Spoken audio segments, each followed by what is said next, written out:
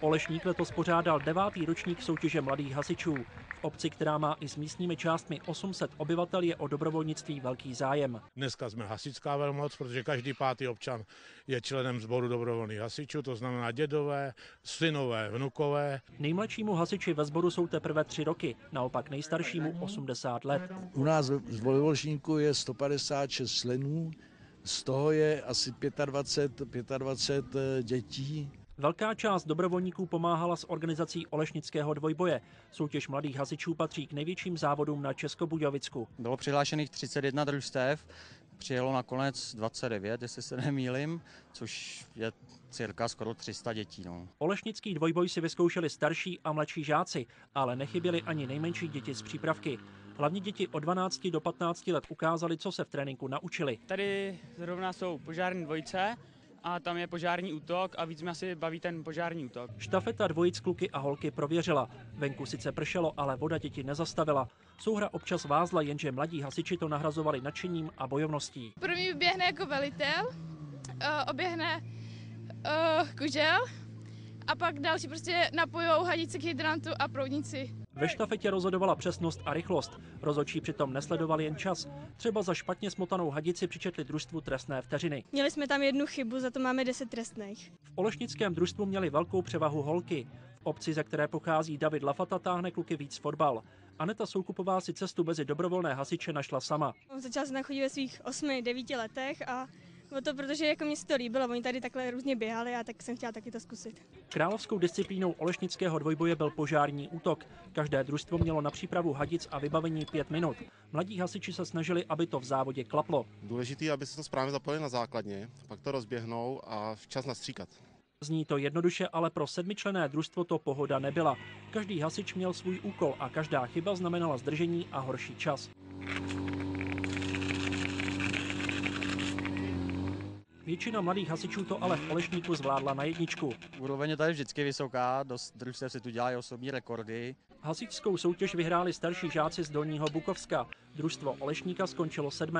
Mezi mladšími žáky vyhrálo Roudné.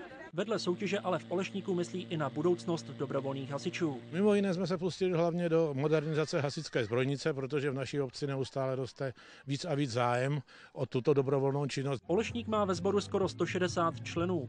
V nové hasičské zbrojnici bude velká garáž pro 2 vozidla, šatny, klubovna pro mladé hasiče, sklad a sociální zařízení. Prvořadou naší povinností by bylo udělat zázemí, tudíž za podpory ČEZu, kde jsme dostali teda v rámci smlouvy 1 milion. Jihočeský kraj přispěl 250 000 a významnou částku doplatí obec. Nová hasičská zbrojnice totiž vyjde celkem na 3 miliony korun. V Olešníku ji chtějí otevřít už letos na podzim.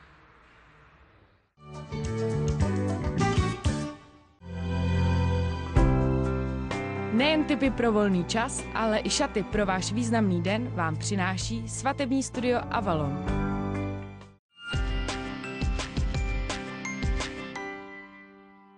Pohodový den, jsme rádi, že jste s Jihočeskou televizí. I dnes pro vás mám několik tipů, kam za zábavou.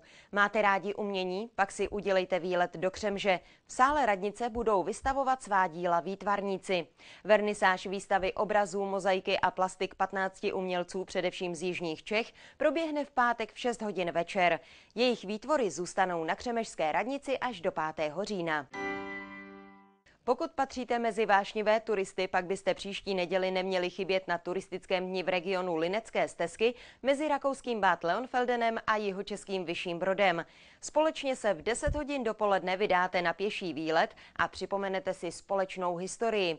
Jak tu dávnější, kdy Linecká stezka byla obchodní trasou mezi oběma zeměmi, tak i tu nedávnou, kdy před 25 lety padla železná opona. Kdo má rád pro změnu cykloturistiku, ten je 1. říjnový víkend srdečně zván na oficiální zakončení sezóny.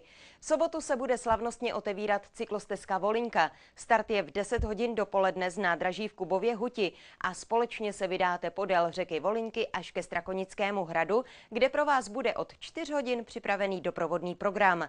Druhý den, tedy v neděli, vás pak čeká trasa ze Strakonic do Písku podél Otavy. V cíli pak proběhne slosování o velice zajímavé ceny. Mějte se moc krásně a spolu se uvidíme zase u dalšího vysílání Jihočeské televize. Na viděnou.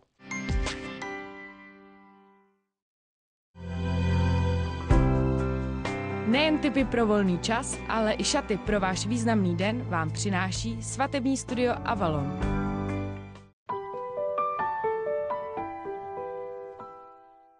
Lesní družstvo obcí Přídolí se zabývá komplexními službami v oblasti lesnictví. Nabízíme vám těžbu a přibližování dřeva, pěstební činnost, výkup a prodej dřevní hmoty, odborná správa lesních majetků, prodej palivového dřeva dle požadavků klienta. Najdete nás na www.ldopřídolí.cz. Tiskněte levně. Tiskněte s Armor. Ekologická výroba, skvělá kvalita tisku, nejlepší cena, levný a rychlý tisk, navýšená kapacita Jumbo, doživotní záruka. Vše pro vaše tiskárnu najdete na www.armorshop.cz. Největší přehlídka středního odborného a učňovského školství s prezentacemi českých a zahraničních škol. To je vzdělání a řemeslo od 1. do 3. října na výstavišti v Českých Budějovicích. Jen počkej, zajíci. Nová show na ledě pro celou rodinu od 20. září v Praze, Olomouci, Pardubicích, Liberci, Českých Budějovicích, Brně a Ostravě s mistrem Evropy v krasobruslení Tomášem Bernerem a Michalem Nesvadbou. Moc se na vás těším. Společnost Kima, specialista na jihočeské reality, nabízí k prodeji družstevní byty v Plané nad Lužnicí bez nutnosti zřízení hypotéky. Splácejte svůj nový byt formou nájmu. Více na www.bytyplaná.cz.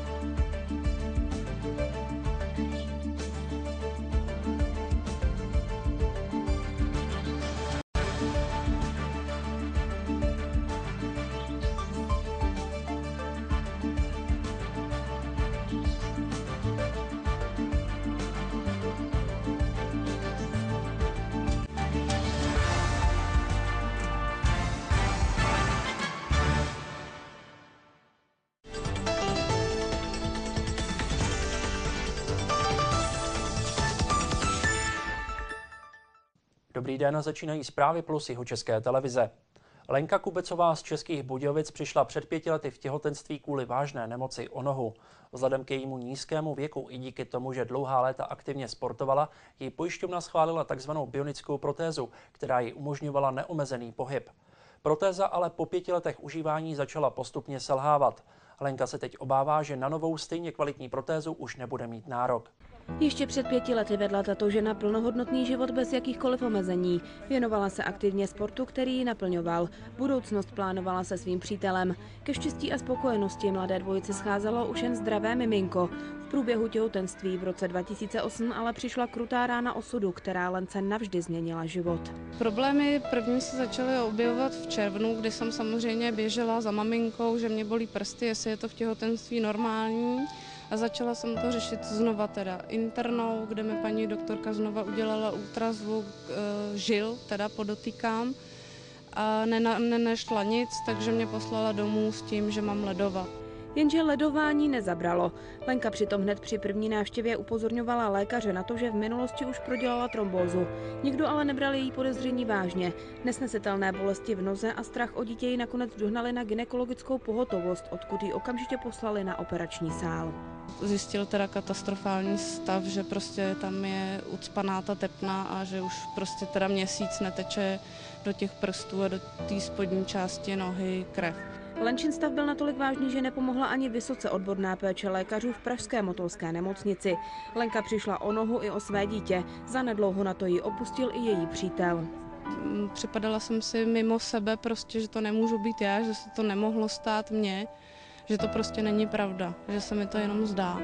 Zlý sen se ale proměnil v tvrdou realitu, se kterou se Lenka musela vypořádat.